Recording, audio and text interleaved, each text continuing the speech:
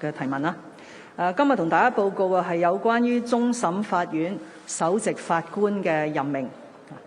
我喺呢度宣布咧，我好高興係接納咗司法人員推薦委員會嘅推薦，任命終審法院常任法官張舉能法官為終審法院首席法官，亦都係話張舉能法官將會係香港回歸以嚟第3位喺終審法院嘅首席法官。喺得到立法會嘅同意之後，根據基本法第88條咧，我就會作出任命。任命咧係由2021年1月11日起生效。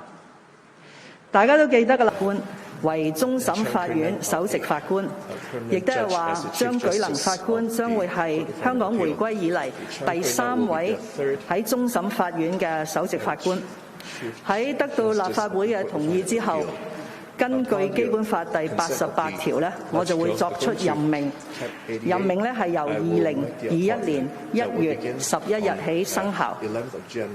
大家都記得㗎啦，喺舊年10月底，現任首席法官馬道立，佢宣布將喺2021年1月11日，佢年屆65歲嘅法定退休年齡咧。On 2021, on his statutory retirement age of 65, I had said that I would respect Justice Ma's decision and had requested the judiciary in following the basic law requirements and relevant regulations to begin the appointment procedures for the next Chief Justice. I would like to thank the Commission have completed the exercise and make their recommendations. And the JORC considerations and the deliberations, and you may take reference to the paper submitted by the head of administration to the LegCo. And on appointment of the Andrew Chang's recommendation, I would like to congratulate Justice Chang on his appointment, and I had written a letter of congratulations to him. Justice Chang is a very talented judge and has a superb competency and leadership. And he has commanded respect in the judiciary and in the legal profession. And he has served as permanent judge in the Chief Justice for over 7 years and has rich administration experience within judiciary. The Chief Justice appointment is very critical to the judiciary of Hong Kong. The rule of law is the bedrock of our prosperity, and independent judiciary in maintaining the rule of law and ensure the impartiality of the law have played a vital role. And that is one of the openly acknowledged advantage of our legal system. The government has been committed in providing all necessary support to the judiciary to support their effective functioning. The government will continue to provide Justice Chang and other members of the judiciary in providing fully committed support. I'd like to take this opportunity to thank the soon retiring Justice Ma in defending the rule of law and enhancing the status of the judiciary. Whereby we have committed a lot of effort and a strong determination in his tenure of almost over a decade in enhancing its efficiency and transparency, and has made great strides. In basic law, Article 88, the appointment of the Chief Justice will recommended by a commission made up of legal elites and officers before commented for the Chief Executive. And currently is chaired by the Jeffrey Ma, including other members like the Secretary of Justice and other 7 members, 2 of which are judges. One of them was appointed upon consulting the Bar Council, and another one under consulting the Council of the Law Society, and 3 other non-laymen from non-legal professions.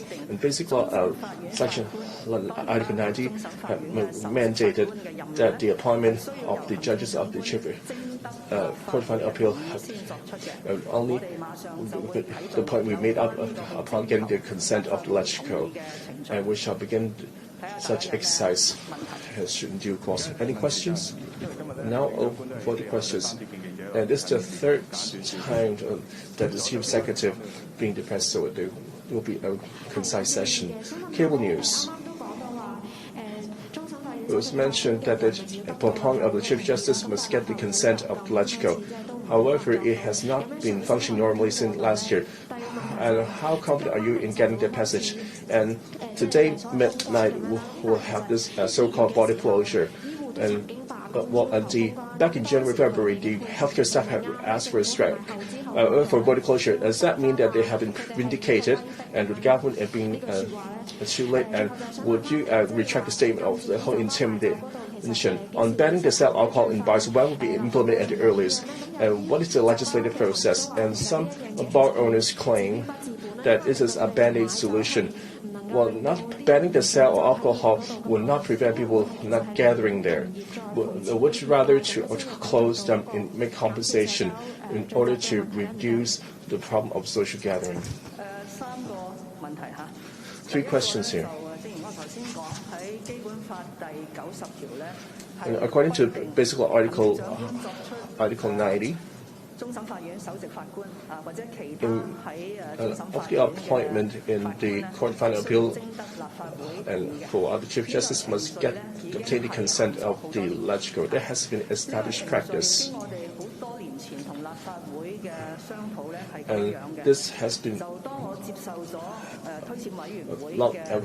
in many years. Upon the recommendations of GORC, the Chief of Administration will inform the House Committee of LegCo and the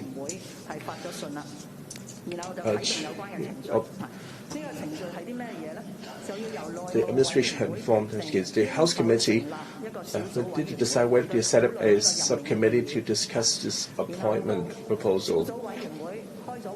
And after the House Committee had convened and support this appointment, had to report back to the House Committee.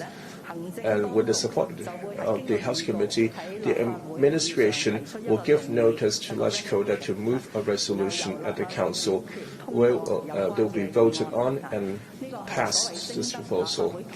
That is the long-established practice of getting the consent of LegCo.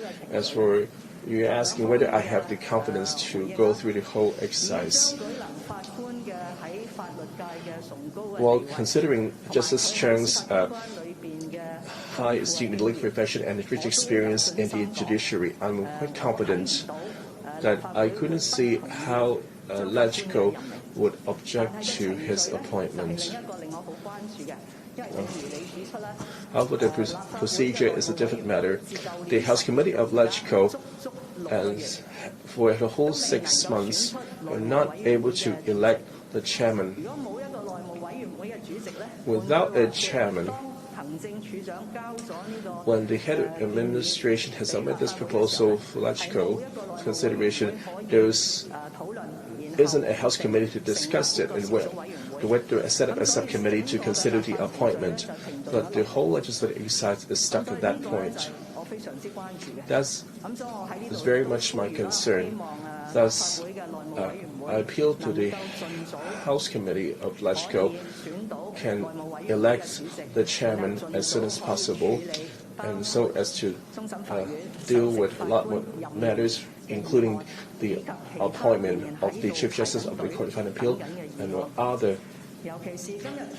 legislative proposals, especially on the election.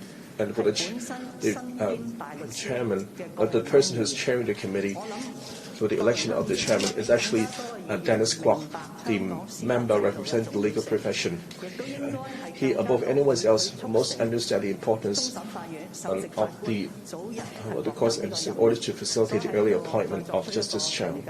Thus, to make a very strong appeal, our procedure, including Jeffrey, Justice Ma, and myself, it is a good time before the summer recess, which is before July, to complete the appointment of the Chief Justice in order to facilitate a smooth transition and allow the Chief Justice in waiting to better plan his work locally and abroad. 至於第二個問題， In relation to your second question, in the past 2 months at various times, there has been some requests made asking for, say, for example, closure of borders. But at different times, it meant different things. In view of the development of the epidemic, we have adopted a number of control measures at border control points to keep down the flow of people. At the early stage with the outbreak on the mainland, we placed the focus on flow of people between Hong Kong and the mainland. The number of border control points has been reduced from 14 to 3, and it remains at 3. So people traveling across the border, whether they are Hong Kong residents or not, after the 8th of February, have to go through a compulsory quarantine for 14 days. These basket of measures relating to border control points have successfully reduced the flow of people crossing the border, and it has kept Hong Kong safe. Between February and March, there were few local cases. For this reason, we gradually resume government services and public services. But then there is a large number of imported cases. The main border control point is the airport, which wasn't mentioned a lot. But now with the change in situation, focus is now on the Hong Kong International Airport. Starting from mid-March, we have adopted different measures to control the number of people coming from to Hong Kong from overseas. Midnight tomorrow, we will have a complete ban on non-Hong Kong residents to enter into Hong Kong via the Hong Kong airport. We keep in view the development of the epidemic, and we have taken reference from scientific data and advice from experts before we made a decision. The third area is about our prohibition on selling of liquor. This is a difficult task. Of course, we hope that every member of the public in Hong Kong will exercise restraint. If they successfully do it, then there is no need to adopt legislative work. But in order to assure Hong Kong people, we are willing to adopt legislative work. But that should focus on matters close to everyone's heart. From the advice from the CHP, and as Dr. Chiang of the CHP said, regarding consumption at restaurants and bars, well, the most concerning situation takes place in bars, and there has been about 10 cases that took place in bars or are relating to entertainment at these places. So we focus our work in this area. Of course, there is one way, which is a complete closure. But when bars are stopped from selling liquor, they can still provide other services, say, for example, catering. Well, if we have a complete closure, that it means that all 8,000 restaurants and bars will have to close. Well, we are aware of the various views. We're willing to listen. Legislative work will take a few days before we get any result from our in-depth study.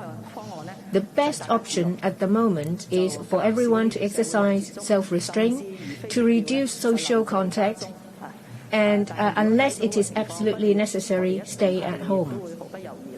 If we see that the situation is not getting any better, we will not hesitate to adopt acceptable options that will protect public health. I'd like to say that since we have imposed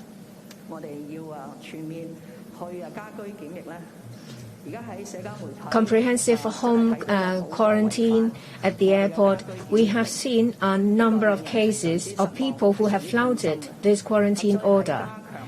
It hurts us to see the situation, so we will step up patrol and enforcement. We will leave no stone unturned to deal with the situation. We feel that a lot of Hong Kong people are willing to take up their civic responsibility. Those who are home confinees should also do their duty. The one at the front. I'm from TVB. I'd like to ask more about the liquor prohibition. Well, as the Department of Health said that, well, there are some other cases that are not related to bars, but there were people gathering together. After the prohibition of liquor selling, would you move on to something more stringent? And as you said, that there are a number of people who have flouted the quarantine order. People go to supermarkets, go to a different district to eat wearing the wristband. Would you consider enhancing the penalty, say, for example, extending the number of days under quarantine or other ways? The third question, will you consider complete closure of borders, including land borders, air as well as sea?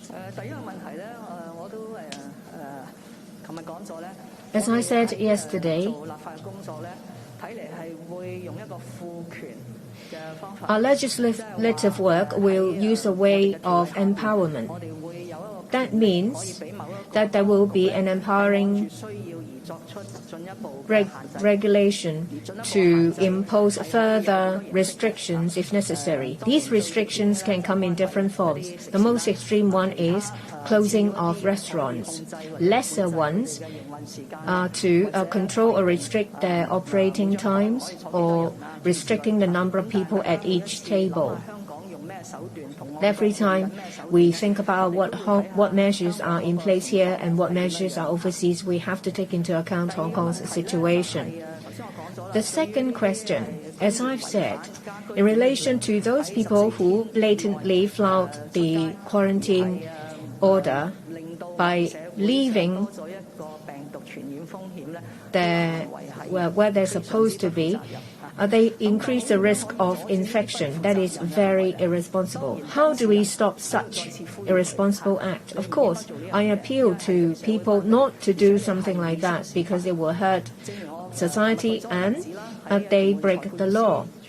As I cited an example yesterday, it was the Tuen Mun Law Court. The court refused bail. So you have to consider, is it worth paying that price to be remanded for just going out? Is it worth the price to pay to have a criminal record? So please be tolerant and exercise self-restraint. At the moment, the additional penalty is that if they are caught, they will have to be sent to quarantine centers. That means they can't stay at home during the quarantine. However, this brings another problem because the capacity of our quarantine centers are limited, currently standing at 1,600 places. Every time we hear about these cases, we have to trace close contacts of these confirmed cases. These close contacts actually have a higher risk than people who come to Hong Kong via the airport when they have to undergo compulsory quarantine.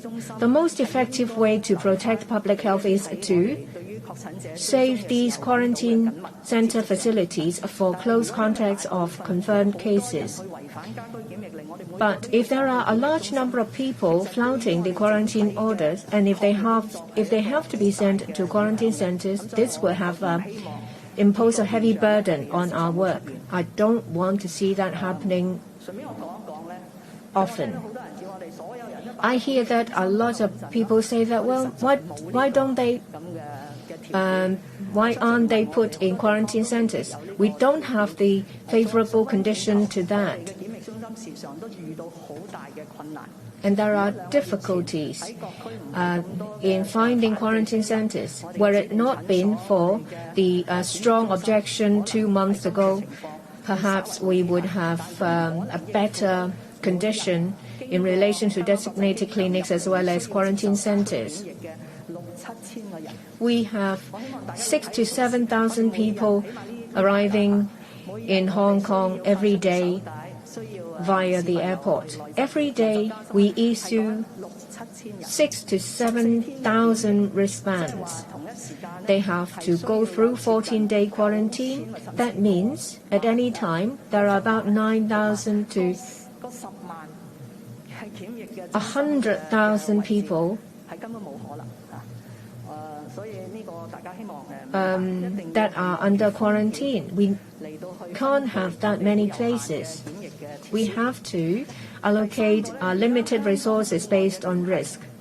The third area is about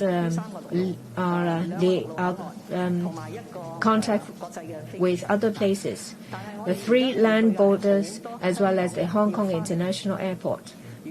A lot of Hong Kong residents are coming back. If we close the borders, it means that we completely close the borders and refuse people from going in or out.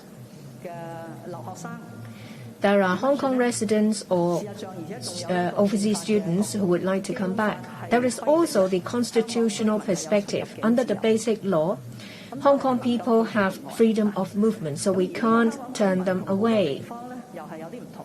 And unlike other places, we have permanent residents and non-permanent residents. So people said that, well, if you're foreigners, you are not allowed to come in. But the foreigner may hold a Hong Kong permanent ID card. So we have to think about this from different angles. And let me say this. All the work and measures are decided on based on empirical data. We don't take into account one's nationality, ethnicity, and language before we decide who are allowed to come to Hong Kong. The only distinction is Hong Kong residents and non-Hong Kong residents because of the Hong Kong human rights as well as the protection of freedom of movement. Passengers going through the Hong Kong-Zhuhai-Macau Bridge, whether they are Hong Kong residents or not, they have to go through the 14-day quarantine. I believe that people going through the other 2 borders will be greatly reduced. Thank you.